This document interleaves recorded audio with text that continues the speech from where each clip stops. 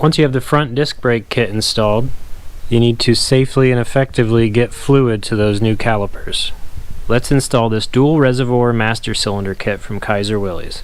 Once you open the box, you'll see the instructions, the dual reservoir master cylinder, adjustable rod, all the brackets, fittings, washers, and hardware you'll need, as well as a proportioning valve with an integrated brake light switch.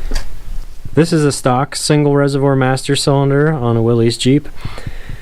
So there's only one reservoir for the fluid and one line coming out, so all the pressure goes and is divided to all four wheels. With the dual reservoir master cylinder, you'll have two reservoirs, one for the front and one for the rear, as well as two lines coming out, one going to the front and one to the back brakes. So you're going to start by removing basically your entire factory brake system. Disconnect these lines, take off the support bracket, and remove the master cylinder from the frame.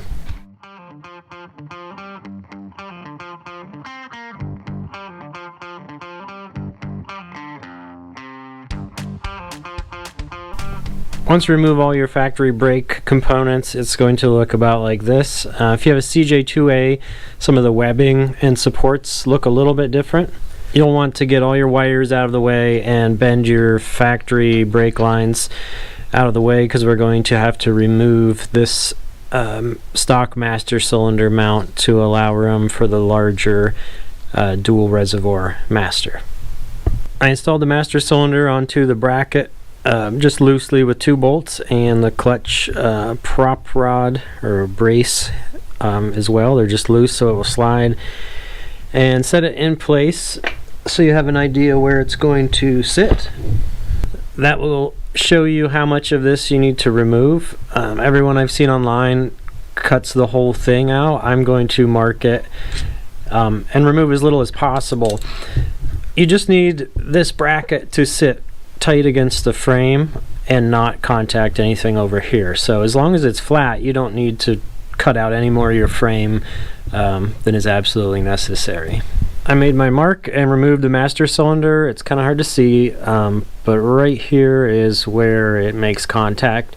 So if I come down about 1/4 inch, cut this out up here and then across the top.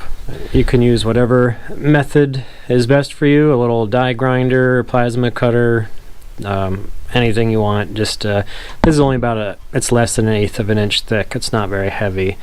So we'll cut this piece out.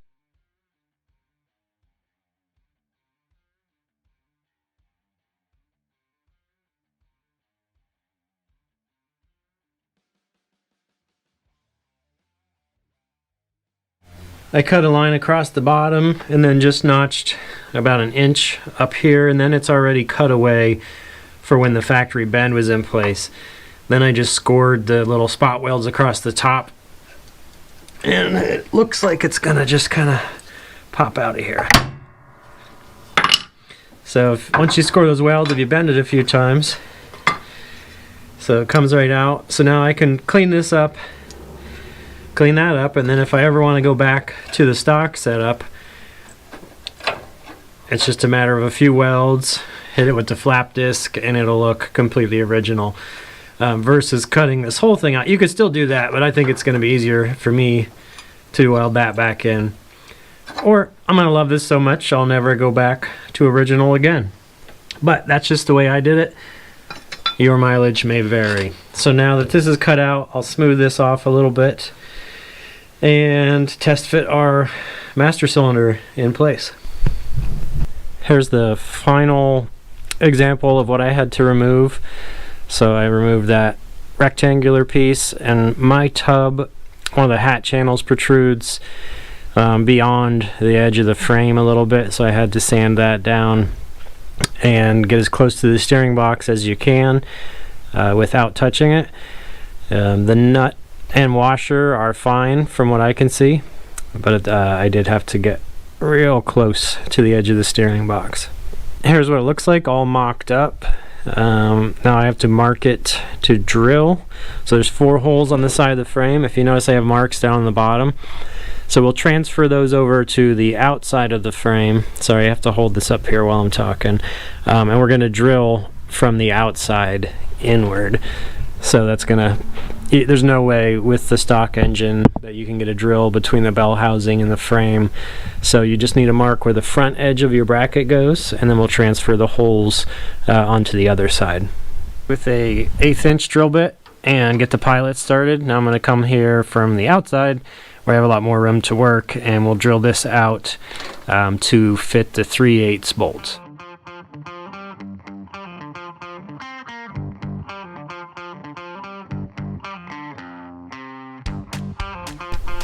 I have all 4 holes drilled. They're 3/8 bolt, and you want them to fit a little bit loose, but not too loose, so that you have room to adjust the bracket and get all 4 bolts in. I have all the holes drilled. The master cylinder is bolted in snugly. This is kind of my test fit. The clutch rod brace is on, so this slides a little bit. You want to get it adjusted so it's not dragging, so that when you release the clutch it returns to where it should be.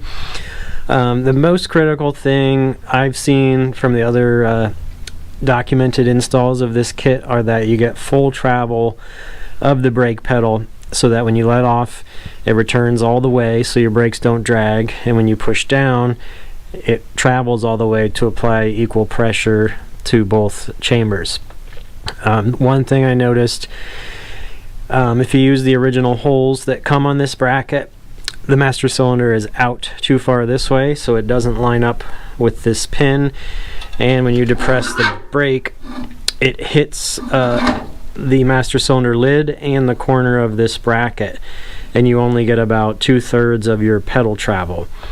So I'll show you when we're out on the bench here in a minute, but I trimmed the top corner of this bracket. It's not a structural thing, it's just I rounded the edge a little bit more so it doesn't hit. I also elongated these holes, and I'll show you that as well, to slide the master cylinder. We're only talking about 1/8 of an inch, and that allows the pedal to go all the way down, so when my pedal stops it's actually hitting the tub on the inside. The way it was out of the box, it was hitting the lid and this bracket first, and I don't know if you can see it, I have a white mark. That's where it was hitting from the factory, so it would stop right there. After trimming those spots, I gained over 1 inch of travel up there, because you're going to need about 1.5 inches of travel on the clutch push rod. So I know that's a little confusing, but I'm just trying to give you tips from what I've read and what I'm seeing as I install this. And also you can see just how little it actually goes into that bracket. That's why I'm happy with my trim job. I didn't have to cut all this out. I just notched that little area, and make sure when it's tight that your bracket is hitting the frame and it's not contacting anything up near the steering box. This kit comes with a sort of universal push rod, so it only threads into about there. It has some adjustment, but it's far too long in stock form. So what I recommend doing is running the nut all the way up here. We're going to put this in place, mark it, cut it, and then by having the nut up here, when we run the nut off, it will clean the threads out. If you don't have a die on hand, that'll help you get it started back into this other piece. So I'm going to take it underneath, and we'll put it in place, and I'll show you how I'm going to mark that.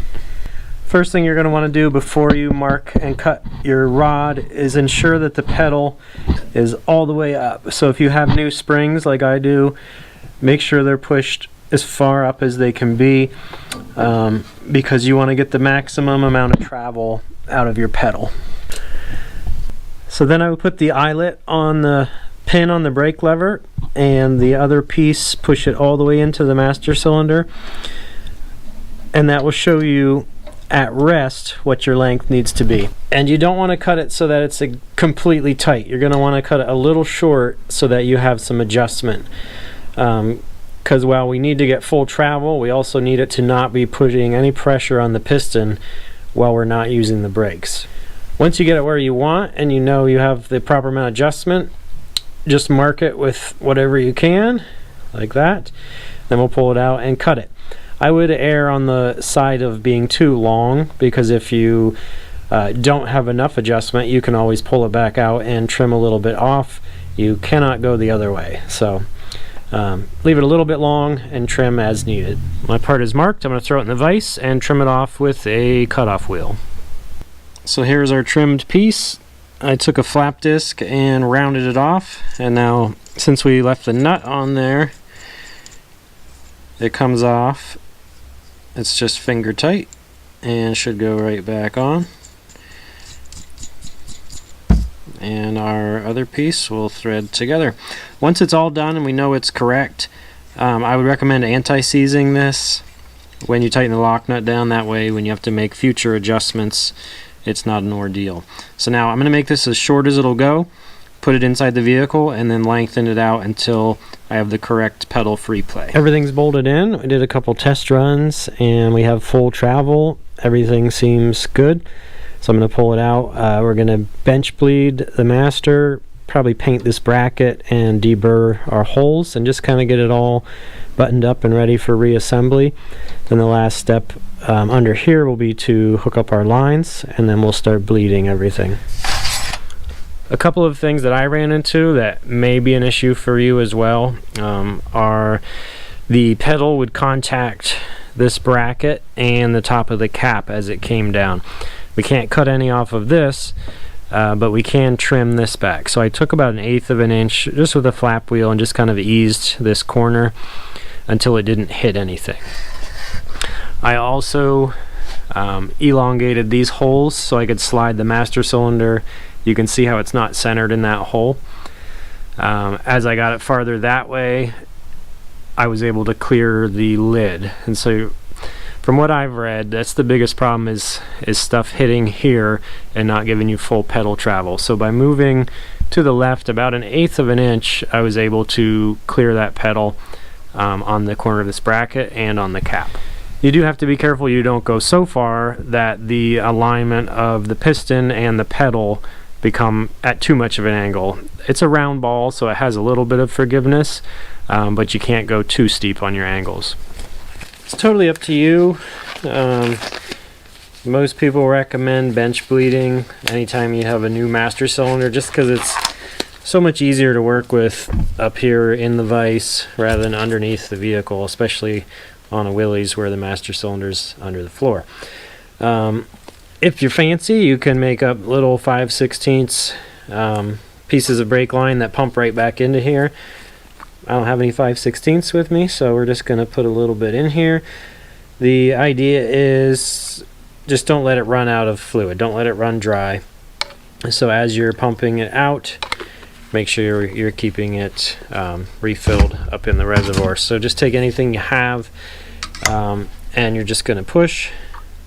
You'll see air bubbles come out. I'm not pushing like real hard or fast, just a little bit just to work the air bubbles out. And then once we start getting fluid out here, then we'll do some more full strokes, and I'll try to catch it in here since I don't have brake lines. But it's not rocket science. You're just working this. I don't know if you can hear the air bubbles coming out, and eventually it'll fill the whole chamber with fluid, and then we can install it and not have to do all that pumping while it's in the vehicle. Everything is bled and primed up and ready to install. I did wipe a tiny bit of red chapstick on these bolts because I definitely don't want them coming loose while you're driving. There is a lock nut, but that's just a personal preference. So now it's ready to install on the frame.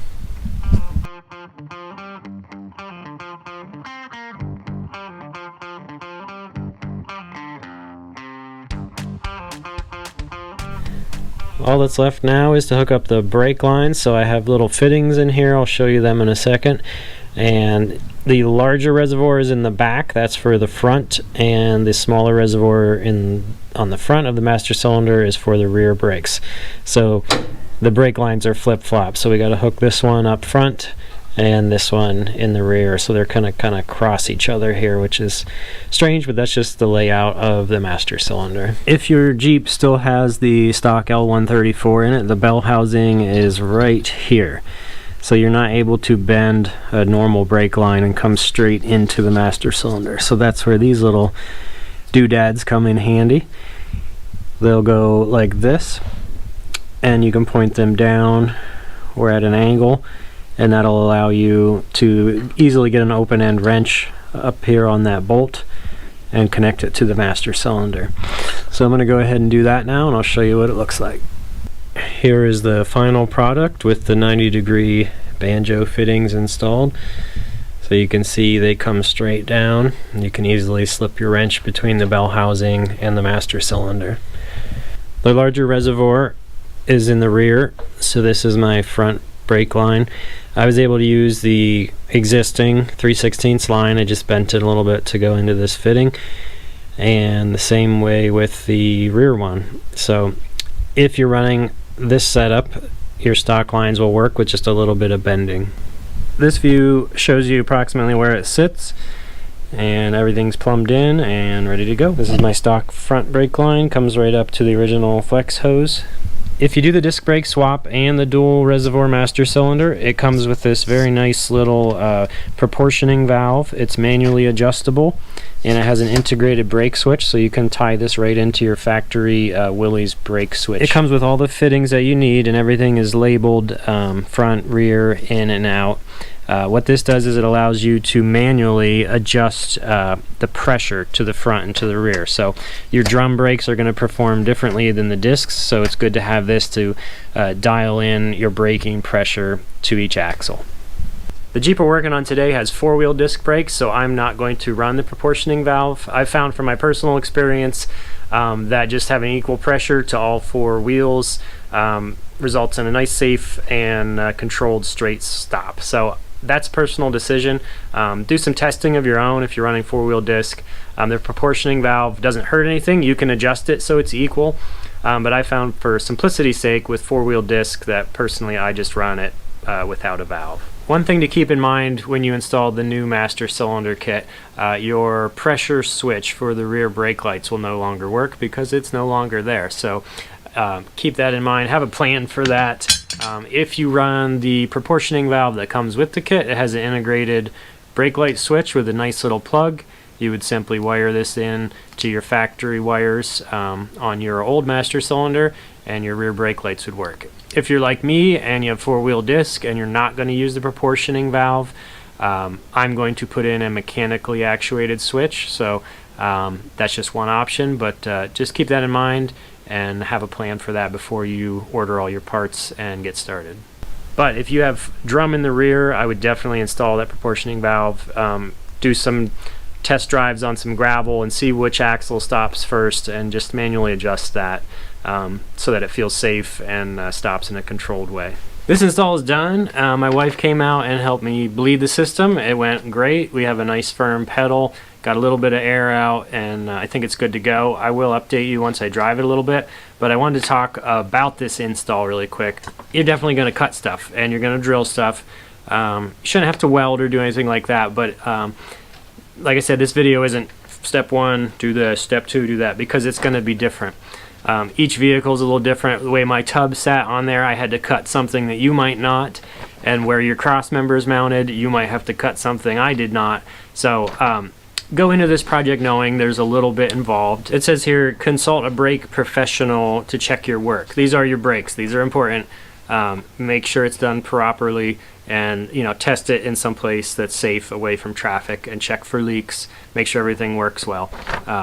But I think if you follow those tips, like moving that master cylinder over a little bit so you clear the pedal on the lid, and adjusting that rod so you get full travel and bleeding the air properly, it's going to work great for you. So please ask me questions in these comments, or reach out to me on any of my other platforms, and I'll gladly talk you through this.